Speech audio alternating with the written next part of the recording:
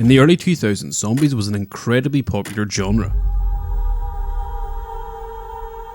Everywhere you looked, there was a new zombie movie, TV show, or video game. This craze gave birth to one of my all-time favourite games, Arma 2's DayZ mod.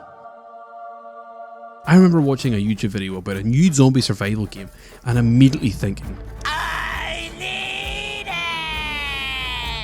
The mod was an open world zombie survival game. You could loot, kill zombies, kill other players, or team up with them.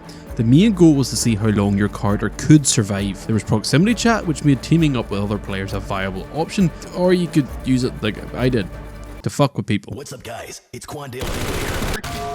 This mod became massive as a result of multiple viral clips. Everyone wanted to play DayZ, but the problem was that the Arma 2 game engine was incredibly hard to run. For example, I had a friend who wanted to play it so bad he played on a laptop. In fact, he lagged so much that his in-game character ran slower than mine. I'm not sure how that works, but it happened. You see, the Arma 2 game engine was good and bad at the same time.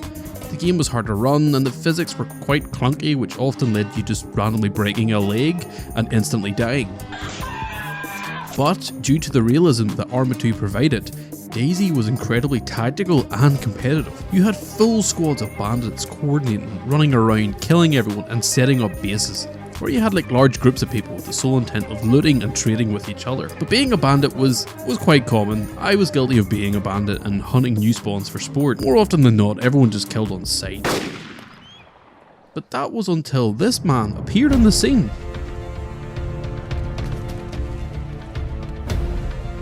Frankie on PC and 1080p would release an iconic DayZ series. Each episode would follow a story. These episodes would usually contain something insane, like a gun store in Cherno, or him solo wiping an entire squad of players. This was incredible because DayZ was known as the running simulator. It was hard to find loot or even other players, so crazy and exciting things very rarely happened, but Frankie's videos had him finding incredibly rare loot, vehicles and fighting in intense firefights. Pair this with the fact that his videos tried to tell a bit of a story and had a bit of an emotional pull to them, meant that this series was unbelievable and unmatched by any other YouTuber at the time. In my opinion, this series played a huge part in making DayZ so popular, and the popularity would result in the release of the DayZ standalone game. I, like many others, was so hyped for this. Finally, DayZ would be its own game on an improved game engine, and in 2013, the alpha version would be released to Steam, with less content than the mod. What?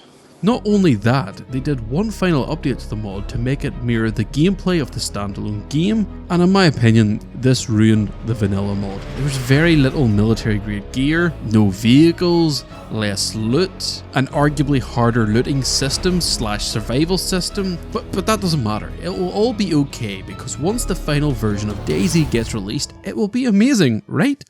Wrong. Because as time went on, less and less content would be added to the game. In fact, the game wouldn't come out of early access until 2018, 5 years after it was first released. What a failure. To this day, I am genuinely still mad about it. At the peak of my interest, I paid for the early access game that they basically stopped updating and halted all communications with their fan base. This game ended up being a downgrade from the pre-existing mod at the time. Sure, I could have launched up Arma, opened up the mod, and then went onto a modded server to play the vanilla DayZ, but that doesn't change the fact that a lot of devoted fans paid for a product that was nearly abandoned. In my opinion, how DayZ Standalone was handled, it really halted the potential success of DayZ. Sure, the standalone game now is a lot better and has a thriving community, but I can't help but wonder how DayZ might have turned out if they didn't put the game on hold for a few years. Would it have been more successful than it is now? You know, you can't say for sure, but if you wanted to watch a video on an incredibly successful game, click the video on screen. Thanks for watching.